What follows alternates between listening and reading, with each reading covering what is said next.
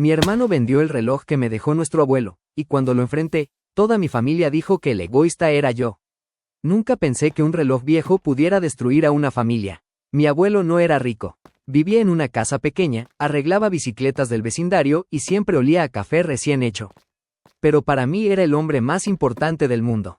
Antes de morir, me llamó a su cuarto. No tengo mucho que dejarte, me dijo mientras me ponía un reloj de bolsillo en la mano. No vale casi nada, pero este reloj me acompañó toda la vida.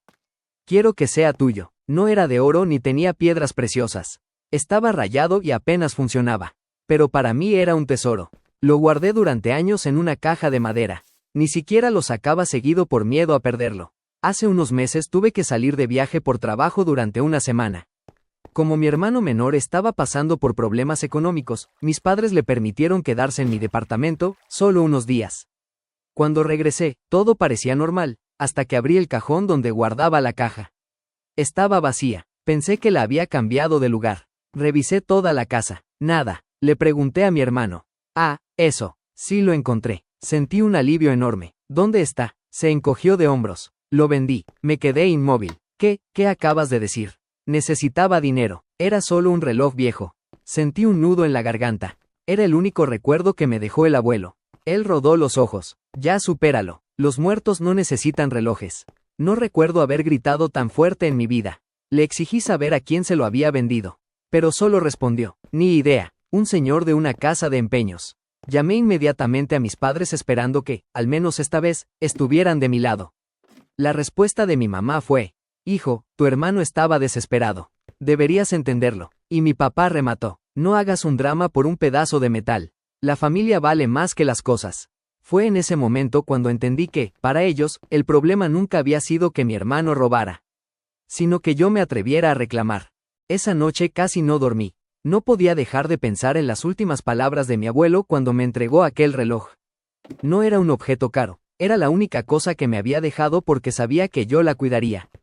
Y ahora había desaparecido por culpa de mi propio hermano, mientras mis padres lo defendían. A la mañana siguiente decidí ir a la casa de empeños de la que había hablado. No tenía muchas esperanzas, porque ni siquiera sabía cuál era. Recorrí una, luego otra y otra más. En la cuarta, un señor mayor escuchó mi historia y me preguntó, ¿cómo era el reloj? Le di todos los detalles que recordaba. Su expresión cambió. Sí, ese reloj pasó por aquí hace unos días. Sentí que el corazón se me aceleraba.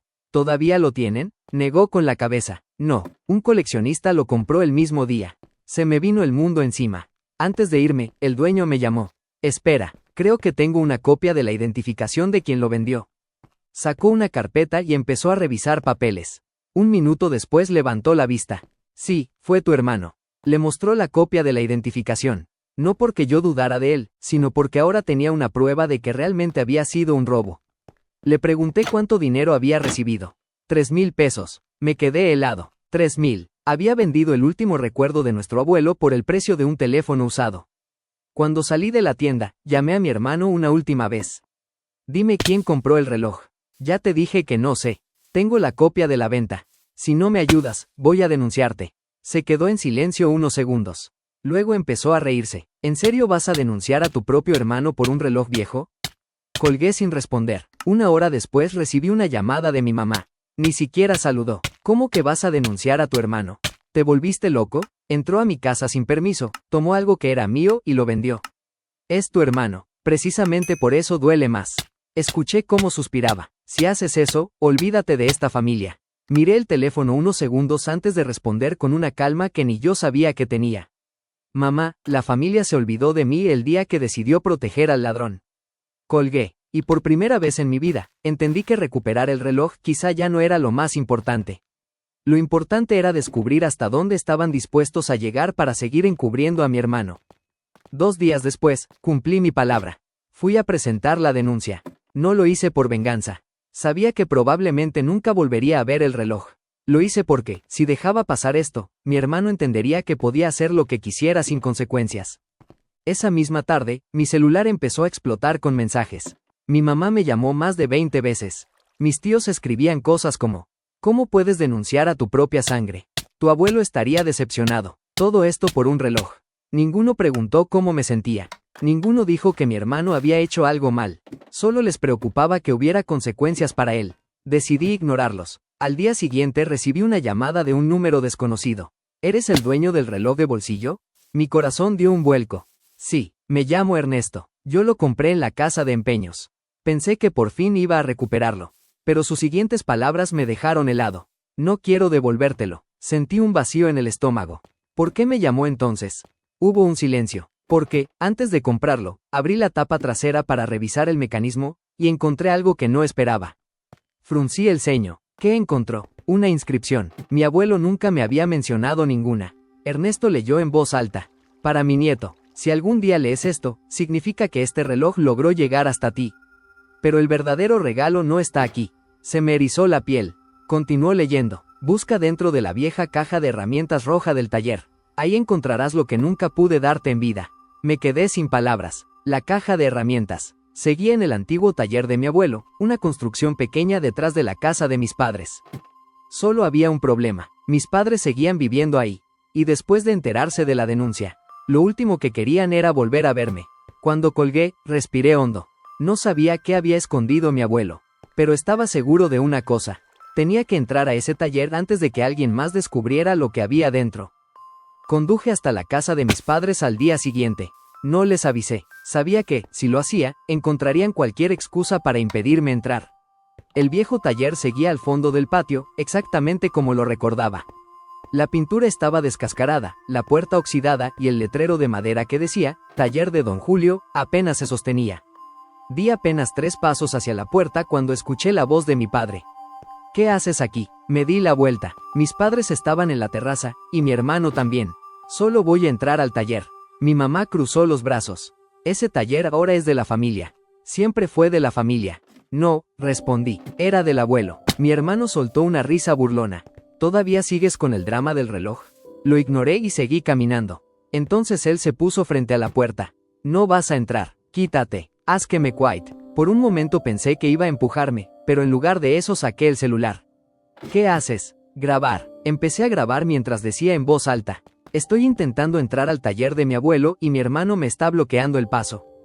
Ya existe una denuncia por el robo del reloj. Su sonrisa desapareció de inmediato. Mis padres también cambiaron de expresión. Mi hermano dio un paso atrás. Ya, bájale. No hace falta grabar. Entonces déjame pasar. Se hizo a un lado de mala gana. Entré al taller. Todo estaba cubierto de polvo. Las herramientas seguían donde mi abuelo las había dejado años atrás. Busqué la caja roja. No estaba en el estante donde siempre la guardaba. Sentí un mal presentimiento. Empecé a revisar el lugar desesperadamente. 5 minutos después encontré la caja, escondida detrás de un viejo armario metálico. Al abrirla, había llaves, tornillos, un martillo y un sobre amarillo con mi nombre escrito de puño y letra. Lo abrí con las manos temblando. Dentro había una carta. Si estás leyendo esto, es porque encontraste el reloj. Siempre supe que eras el único que entendería su valor. Mientras seguía leyendo, una hoja doblada cayó al suelo. La levanté. Era la escritura de un terreno que jamás había oído mencionar. Y al reverso había una nota escrita por mi abuelo. Este terreno nunca se lo conté a nadie. Si un día lo necesitas, es tuyo. Ya está preparado para que puedas ponerlo a tu nombre. Levanté la vista, completamente en shock. Mi hermano estaba parado en la puerta. Había alcanzado a ver la escritura. Y la expresión de su rostro cambió por completo. Por primera vez desde que empezó todo. Parecía realmente asustado. Mi hermano dio 2 pasos hacia mí.